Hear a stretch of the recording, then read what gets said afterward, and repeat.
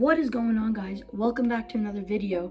Today, I thought it would be cool if instead of doing a normal gaming video, I could try to change things up for the second time. Today, I thought it would be awesome if I could try to recreate some of the coolest movie shots of all time using VFX. So, let's get right into it.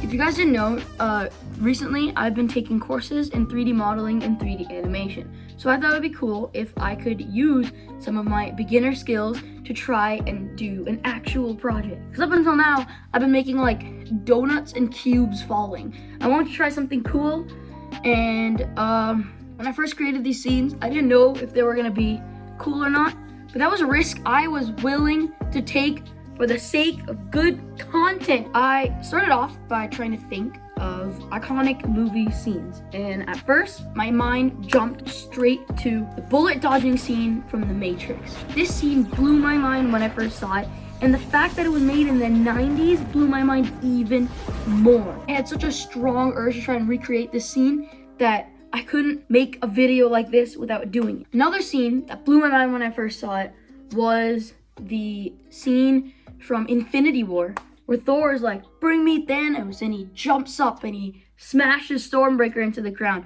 That scene blew my mind when I first saw it too, because the transition from normal to 100% CGI was so cool. It blew my mind. So I tried to recreate that scene as well. The third scene I had in my mind was the scene in Jurassic Park where, you know, they're climbing out of the Jeep and they're like, "Oh my god," and there's like these massive brachiosauruses stomping through the field. I thought about doing that scene, but I realized if you guys show enough support on this video, you know, by liking and subscribing, then I will make a part 2 where I do more iconic scenes and possibly the Jurassic Park scene. So keep your eyes, you know, peeled, and be sure to hit like and subscribe. Now that I picked out my scenes, I needed to think about how I was going about executing them. For the Matrix scene, I just thought that there's no way that I'm going to have a 360 camera rig with a full green screen room and cables holding me up. There is no way I was gonna do that. I decided to go the low budget way, and I made a kind of U shape with a blue screen. It was a lot smaller than the green screen room that they used for The Matrix, but it got the job done. However, the clip had to be a lot shorter because there wasn't a huge, you know, arc of motion I could give the camera without exposing stuff outside the blue screen. So the clip is short. It's like 3 seconds or something, but it's freaking epic. So here it is. Oh wait, I haven't done any of the VFX yet. The first thing I did was, if you guys didn't know, actually, let's take a little detour. If you guys didn't know, in the original Matrix movie, when they created this camera rig system, they realized what happens if you have a camera on one side. You can see the cameras on the other side of the rig. So they had to create a full green screen room so that they could put him on a CGI rooftop. Yeah, that's right. Keanu Reeves is not on a rooftop when they were shooting that scene. I wanted to do something similar by putting me on a CGI rooftop. So the first thing I did was to create the rooftop, which was not that complicated. I just had like a concrete floor, and then I had this weird purple box thing in the background that I still don't know what it is now. But that was basically my whole rooftop. I also had like a little wall there. And you can actually see, I use an HDRI so I could cast some reflections on the concrete, and it makes it look a lot more realistic than if I didn't. But yeah, that was the whole rooftop. But now that I created the rooftop, I couldn't just put it there and put me in the foreground, because there would be no motion in the scene. I would be the only one moving, and it would look super out of place, and you would tell. It would look like a zoom background. So what I had to do is I had to take the camera inside Blender, and I had to move it in a similar way that the camera was moved in the real life scene, so that I could match both scenes and it would look like I'm actually in the scene. So now that I had the CGI rooftop and the blue screened scene of me finished, I I just need to put them together. All right, and so this is the completed scene. It's not too fancy, if you can notice. That is a not real hand towards the end. That is because my hand went beyond the frame. So I had to put a copied version of my old hand, and then I had to kind of rotate it with the motion so that it looked more natural. But it was basically solving a problem with 100 more problems. This is the finished footage. Is it good? Let me know in the comments. Is it bad?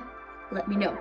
Okay, so let's move on to the second scene, which was the Thor scene. And this is the original scene. Really hard to execute. Really hard to add VFX to. And all in all, it's the smoothness of it is just beyond anything that I could do with a home setup. So I thought for a little bit how I could execute this. And the first thought that came to mind was, how about I use some shortcuts? I made sure that when I was to lift my hand, the camera would pan downward so that it would look like I'm going upward. And when I keyed this out, it looked I needed a background to mimic the motion of the camera. So I created a moving picture background, which is literally a picture and another picture on a plate, and they basically just slide over each other. And when I put this in the background, it looked really cool. It matched the movement of the camera, and it made it actually feel like I was going up into the clouds. And it might not have been as cool as the real thing, but I was happy with the way it looked. But there was a little flaw, or there's something that happens with the actual Thor scene that is really hard to replicate in real life. And that is when he smashes into the ground, and he causes a huge shockwave, and it throws all the little minions, I forgot their names, Chitaris, that's what they're called, and it makes them all, fly away. I knew when I first saw the scene, I am not animating the Chitauri. That would have been way too much work. So I instead just made a scene where a 3D character just jumps and smashes into the ground. And then later, after that scene was finished rendering, I had to physically hand animate lightning on the CGI character, which was a pain in the butt.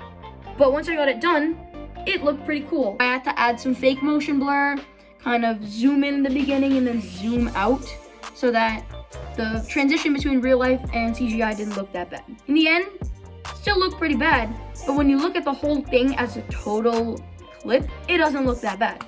So I hope you guys like it.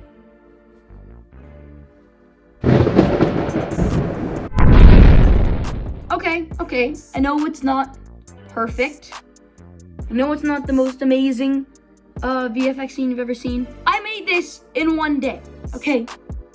And I am just starting to learn visual effects, so please cut me some slack. But if you guys enjoyed this video, then leave a like, I guess. Yeah, if you guys leave enough likes, I'll make a part 2. Maybe the part 2 will be better. Maybe I've learned a little bit. Yeah, I think that's gonna have to end it for today's video. Check out this video, subscribe to my channel here, and I will see you guys in the next one. Goodbye.